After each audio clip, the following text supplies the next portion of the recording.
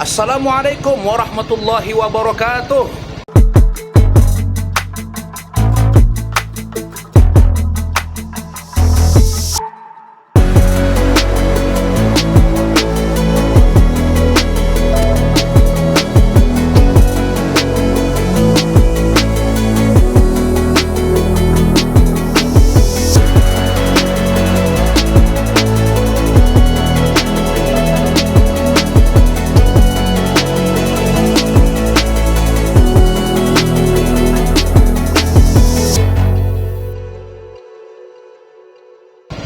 Apa kabar semua teman-teman mahasiswa-mahasiswi YouTube sekalian? Sehat?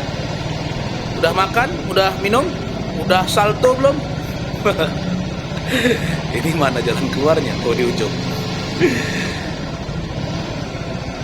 Ketemu lagi kita di channel Dosen Kubiker bersama dosen kalian yang senantiasa setia membimbing kalian untuk menjalani kehidupan sehari-hari. Asik. Ini udaranya apa ya? Panas tapi mendung. Dan sudah hampir 1 bulan di tempat saya ini hujan terus ya.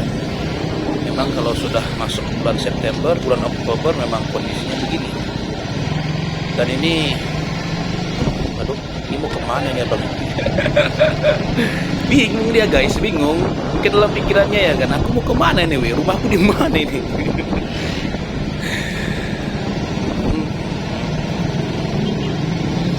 Oke. Dan nggak tahu kenapa ini ya, di tempat saya ini itu teman-teman saya, kemudian tetangga-tetangga itu anak-anaknya pada sakit, pada batuk, pilek, demam. Ya mungkin karena musim hujan ini kali ya. Kondisi cuaca juga panas tapi berangin, tambah hujan kadang siang kadang malam. Ya mudah-mudahan yang sakit segera diberikan kesembuhan oleh Allah, dan yang sehat diberikan Allah Subhanahu wa taala imunitas yang kuat supaya tetap sehat selalu. Aduh, ini bapak ini dia mau terus tapi ngambil posisi orang belok kanan. Sebentar, saya lupa pakai sarung tangan ini. Kita menepi sejenak dari kehidupan yang menyesakkan. Sebentar ya guys, saya pakai sarung tangan dulu. Oke, by the way, kenapa harus pakai sarung tangan bang dosen? Ya, pertama untuk keamanan ya. Kita kan nggak tahu ya apa aja bisa terjadi di jalan ya kan. Kadang-kadang kita dipepet mobil dari sebelah kanan atau kiri. Saya udah pernah soalnya.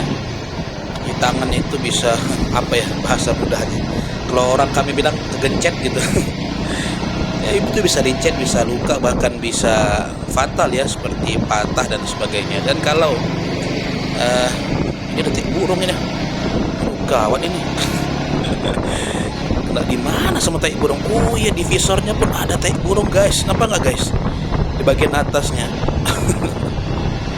Waduh, ini burung ini gawat ya. Tapi siapa yang boleh marah sama burung ya kan? Nah, kemudian kalau misal entah kenapa gitu jatuh kan, paling tidak tangan itu bisa safety, tidak dicet ya kan, kemudian tidak fatal lah pada intinya. Oke, pada siang hari ini yang panas tapi mendung ini, kita akan membicarakan satu hal yang selama 1 minggu ini menurut saya trending lah. Bukan cuma 1 minggu ini aja ya. Sejak masuk bulan Rabiul Awal atau bulan Maulid Nabi ini, kayak sudah semacam fenomena yang terus berulang setiap tahun. Apalagi sejak munculnya sejak media sosial itu sudah menjadi bagian yang tidak terpisahkan dari kehidupan kita. Perdebatan kemudian diskusi terkait hal ini menjadi semakin panas. Padahal ini ya, sepengetahuan saya, bahwa persoalan Maulid Nabi Muhammad SAW ini kan sudah selesai sejak ratusan tahun yang silam. dia bukan sesuatu perdebatan yang baru, dia udah selesai lama begitu. Dan hasil perdebatan itu pun ada dituangkan dalam banyak karya para ulama. Sehingga sebenarnya agak mengherankan saya kenapa ada saja orang setiap datang bulan Maulid Nabi Shallallahu Alaihi Wasallam menjadikan hukum memperingati Maulid Nabi Shallallahu Alaihi Wasallam itu sebagai ajang pertengkaran gitu loh. Ini agak membingungkan juga gitu.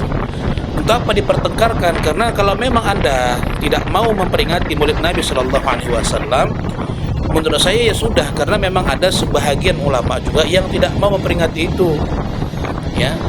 Tapi kita juga harus mengakui kan, mayoritas para ulama bahkan menganjurkan untuk memperingati Maulid Nabi Shallallahu Alaihi Wasallam. Maksud saya kan begini, kalau memang kita nggak sepakat ya udah gitu.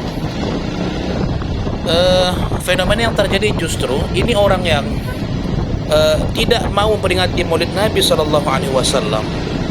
Ini menganggap orang yang merayakannya atau memperingatinya itu kayak apa ya, kayak musuh besar betul dalam agama ini begitu. Ada yang saling caci memaki ya di media sosial itu, saya lihat begitu. Ada yang tahdzir mentahdzir. Tahdzir itu maknanya ini hati-hati sama si fulan nih, ini orang sesat nih, ya kan, sesat menyesatkan, bid'ah membid'ahkan. Bahkan ya sampai ada fenomena di mana terjadi perdebatan, saya lihat di Facebook. Mungkin saking marahnya mereka yang berdebat itu, saking alotnya perdebatan itu sampai saling kafir mengkafirkan begitu. Ini kan sesuatu yang sebenarnya sangat menyedihkan kita. Begitu juga kita kadang yang memperingati Maulid Nabi Shallallahu Alaihi Wasallam ini menganggap orang yang tidak mau memperingatinya itu sebagai orang yang tidak cinta kepada Nabi Muhammad Shallallahu Alaihi Wasallam, yang menurut saya ini juga terlalu tendensius, ya, tidak benar juga. Nah jadi apa ya kira-kira? Saya rasa kita perlu bincangkan inilah. Kenapa? Karena fenomena ini terjadi karena kita ini dalam tanda kutip jarang ngopi gitu loh, jarang duduk bareng. Yang satu marah-marah di sesama kalangannya sendiri, sedangkan yang lain juga begitu, marah-marah di sesama kalangannya sendiri. Padahal kita jarang duduk bareng, jarang ngopi bareng gitu. Masing-masing menyampaikan apa argumentasinya, masing-masing menyampaikan apa sudut pandangnya begitu, sehingga kita bisa saling tafahum. Tafahum itu saling paham memahami gitu. Bisa saling berlapang dada. Sehingga gini loh, PR orang Islam itu banyak loh, mahasiswa-mahasiswa sekalian.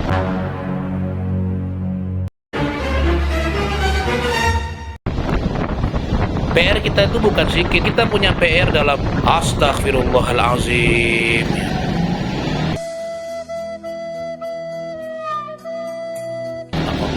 Allah, ini nyerobot aja guys. Ini termasuk budaya jelek loh di tengah-tengah kita. Udah tahu jalan padat, masih juga nyerobot dari jalan sebelah untuk bisa ngambil di seberangnya lagi. Di bandel nih.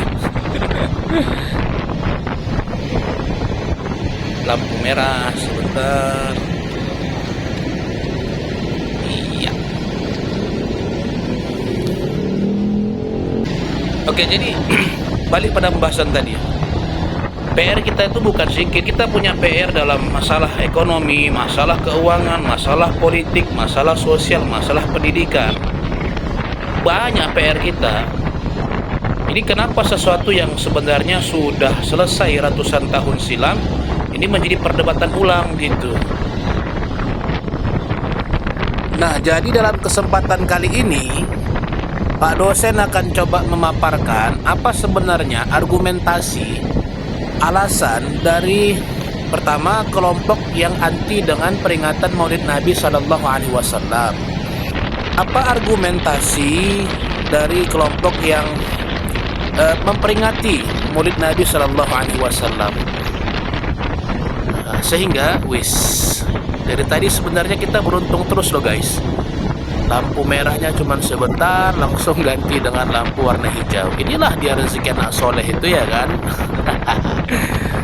Nah jadi saya akan coba berusaha sesingkat mungkin untuk memaparkan argumentasi dari dua kelompok ini supaya kita bisa saling saling sama tahu lah. Jadi jangan habiskan energi kita untuk urusan yang sebenarnya sudah kelar lewat tinta pena para ulama, begitu loh teman-teman sekalian. Jadi mahasiswa YouTube sekalian, yang pertama kita akan mulai dulu dengan argumentasi teman-teman yang anti dengan Maulid Nabi Shallallahu Alaihi Wasallam. Saya sudah cek ceramah para dai-dainya, saya baca saya baca buku-buku mereka gitu. Sehingga kesimpulan saya itu, alasan utama atau argumentasi utama kenapa ada orang yang anti dengan Maulid Nabi Shallallahu Alaihi Wasallam itu ada 3. Yang pertama, karena menurut kelompok ini Nabi Shallallahu Alaihi Wasallam itu tidak pernah memperingati hari lahirnya. Nabi Shallallahu Alaihi Wasallam tidak pernah menyambut hari lahirnya secara khusus, sehingga kalau Nabi Shallallahu Alaihi Wasallam tidak pernah menyambut hari lahirnya, kenapa kita pandai-pandaian dalam tanda kutip, atau kenapa kita itu mengada-ngadakan sesuatu yang memang tidak dilakukan oleh Nabi Shallallahu Alaihi Wasallam? Itu argumentasi pertama. Argumentasi kedua, dalam agama sesuatu yang tidak ada contoh dari Nabi Shallallahu Alaihi Wasallam, sesuatu yang tidak ada dasarnya dalam agama, atau sesuatu yang mengada-ngada itu disebut sebagai bid'ah. Sebagaimana sabda Nabi Shallallahu Alaihi Wasallam, jauhilah oleh kalian perkara yang mengada-ngada, karena perkara yang mengada-ngada itu bid'ah. Ternyata langsung hijau lagi guys. Ini bukan cuma rezeki anak soleh, ini rezeki mahasiswa YouTube yang soleh semuanya. Amin, amin, amin. Nah, jadi ini sesuatu yang bid'ah menurut kelompok yang anti dengan maulid. Baru yang ketiga, saya perhatikan di antara argumentasi yang sering diulang-ulang oleh teman-teman kita yang anti maulid ini adalah mereka punya anggapan bahwa orang yang pertama kali memprakarsai kegiatan maulid Nabi Shallallahu Alaihi Wasallam itu adalah orang-orang Syiah. Yang mana orang-orang Syiah ini kesesatannya disepakati oleh para ulama ahlu sunnah wal jamaah. Nah, ini alasan argumentasi kenapa mereka itu sangat anti dengan maulid Nabi Shallallahu Alaihi Wasallam, sehingga ya teman-teman yang mengadakan maulid paham lah ya.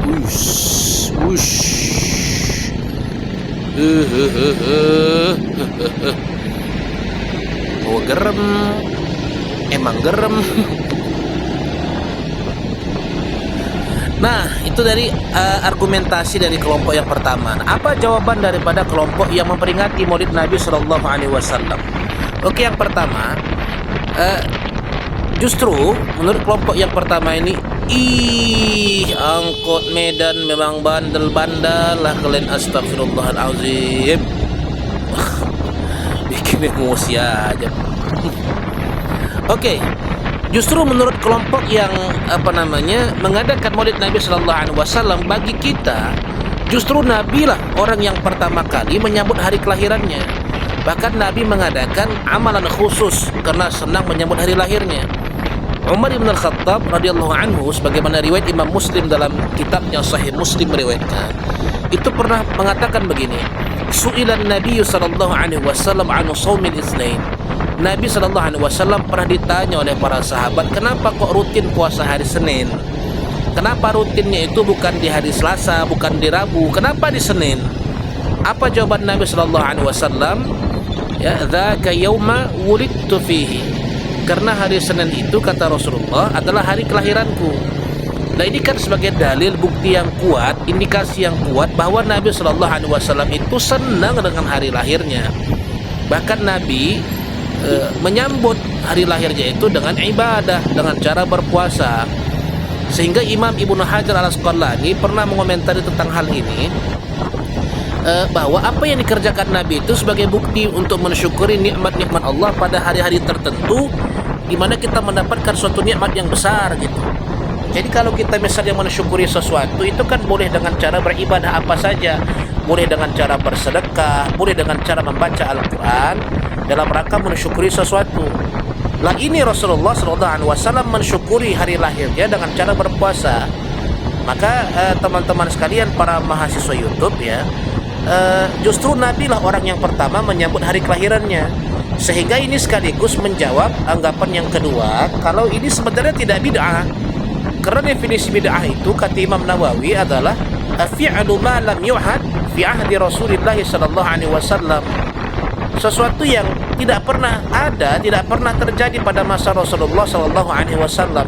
Lah ini sudah terjadi begitu. Nah, lalu kenapa orang Islam hari ini memperingati Maulid Nabi sallallahu alaihi wasallam itu dengan cara mengadakan halaqah-halaqah, perkumpulan-perkumpulan begitu? Nah, benarkah ini prakarsa orang-orang Syiah? Jelas jawabannya tidak. Ya, jawabannya tidak. Imam Ibnu Katsir dalam kitabnya Al-Bidayah wan Nihayah itu menulis riwayat bahwa orang yang pertama kali memprakarsai Maulid Nabi sallallahu alaihi wasallam dalam bentuk acara halaqah yang besar, perkumpulan yang besar, itu adalah seorang gubernur yang saleh yang pernah berkuasa di wilayah Irbil di negeri Irak, namanya Muzaffar Al-Qutburi. Itu abang ipar dari Salahuddin Al-Ayyubi, di mana pada saat itu beliau meliburkan masyarakat dan mengumpulkan para ulama untuk membacakan riwayat-riwayat perjuangan Nabi Sallallahu Alaihi Wasallam untuk menyemangati umat Islam yang pada saat itu berperang. Dan kita akhirnya dengan Maulid Nabi Sallallahu Alaihi Wasallam, alhamdulillah sejarah mencatat generasi-generasi Maulid Nabi seperti Salahuddin Al-Ayyubi, mereka berhasil merebut Al-Aqsa dari lawan, ya, dari musuh-musuh Islam. Dan alhamdulillah kita berhasil merebut negeri Mesir dari tangan dinasti Syiah Fatimiyah, nah, yang menyebarkan faham Syiah di negeri Mesir pada saat itu. Jadi justru Maulid Nabi itu berhasil memporak-porandakan dinasti Syiah yang pernah menjajah negeri Mesir. Bukan justru kita itu mewarisi Maulid Nabi Sallallahu Alaihi Wasallam dari orang-orang Syiah begitu. Nah, inilah argumentasi jawaban daripada kita-kita yang mengadakan Maulid Nabi Sallallahu Alaihi Wasallam. Bahkan beberapa riwayat juga menunjukkan sebenarnya ada indikasi para sahabat juga memperingati Maulid Nabi walaupun namanya nggak Maulid Nabi. Ya, Muawiyah bin Abi Sufyan radhiyallahu anhuma itu pernah mengatakan begini, kharajan Nabi sallallahu alaihi wasallam ala halaqatin ya'ni min ashabi. Jadi suatu hari itu Rasulullah sallallahu alaihi wasallam pernah keluar terburu-buru menuju sebuah rumah yang ternyata di rumah itu ada halaqah yang diadakan para sahabat. Orang ngumpul rame-rame begitu. Jadi Nabi tanya, "Ma ajlasakum?" Apa yang membuat kalian itu rame-rame ngumpul di sini? Apa jawaban mereka? Nadu Allah wa nahmaduhu ala ma hadana lidini wa manna bika alaina ya Rasulullah. Jadi kami ngumpul di sini ya Rasulullah untuk mensyukuri nikmat Allah Subhanahu wa taala yang telah memberikan kepada kami agama ini dan yang telah menganugerahkan engkau kepada kami. Jadi mereka itu ngumpul buat halaqah, buat perkumpulan, buat majelis dalam rangka mensyukuri nikmat Allah yang telah menghadirkan baginda Rasulullah sallallahu alaihi wasallam di tengah-tengah mereka gitu. Itu kan sebenarnya maulid, kita kan mensyukuri nikmat hadirnya baginda Rasulullah sallallahu alaihi wasallam di dunia ini. Ya itu nggak ada beda dengan maulid, cuman memang pada masa itu ya mereka nggak nyebut namanya maulid kan, karena istilah maulid juga kan belakangan begitu guys. Nah, oke lah, jadi saya rasa ini sebenarnya faktor kita itu kurang diskusi aja, kurang duduk aja, ya kurang duduk bareng-bareng, kurang ngopi bareng gitu. Udahlah. Saya rasa masih banyak lagi urusan kaum muslimin itu yang perlu kita selesaikan guys. Ya, para mahasiswa YouTube sekalian. Jadi jangan habiskan energi hanya untuk menghantam saudara-saudaramu sesama kaum muslimin hanya karena persoalan yang kita memang boleh beda pendapat gitu loh. Ya, jadi utamakanlah ukhuwah gitu ya. Mana hal yang tidak bisa kita sepakati ya sudah berlapang dada lah. Karena saya yakin kita banyaklah hal yang bisa kita sepakati dan bisa kita bekerja sama untuk itu, sehingga ini akan mendatangkan hasil yang lebih baik untuk kaum muslimin. Oke lah, terima kasih teman-teman sekalian. Saya rasa apa yang saya sampaikan ini itulah cuma sebatas pengetahuan saya. Mudah-mudahan kita bisa saling mengambil kebaikan antara satu sama lain. Terima kasih sudah menemani jalan-jalan sorenya Bang dosen kalian. Mudah-mudahan kita semua sehat selalu dan ketemu lagi di waktu akan datang. Assalamualaikum warahmatullahi wabarakatuh.